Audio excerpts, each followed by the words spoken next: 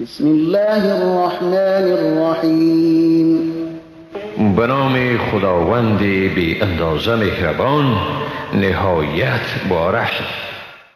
هو الذي أنزل عليك الكتاب منه آيات محكمات هن أم الكتاب وأخر متشابهات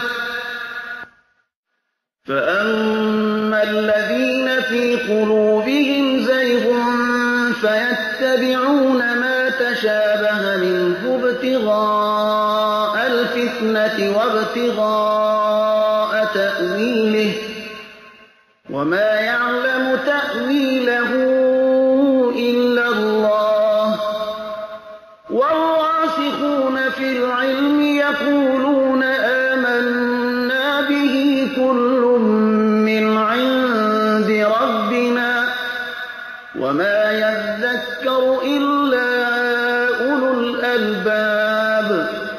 او ذاتی است که بر تو کتاب را نازل گردانیده است که قسمتی از این آیات محکم یعنی واضح و روشن است. اینها اساس کتابند و قسمت دیگر متشابه است یعنی ظاهرا واضح و روشن نیست. پس کسانی که در دلهایشان انحراف است برای فتنه انگیزی و به قصد تأویل قسمت از آن را که متشابه است بدون در نظر داشت آیات محکمی که در زمینه آمده است پیروی می کنند، در حالی که جز خدا کسی دیگر تأویل آن را نمی داند.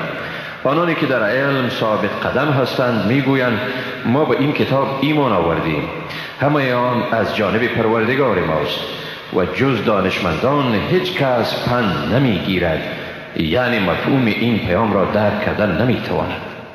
ربنا لا تزغ قلوبنا بعد إذ هديتنا وهب لنا من لدنك رحمة إنك أنت الوهاب.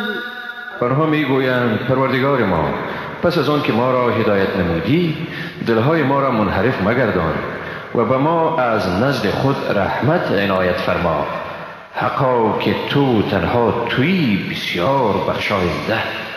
ربنا إنك جامع الناس ليوم لا ريب فيه إن الله لا يخلف الميعاد.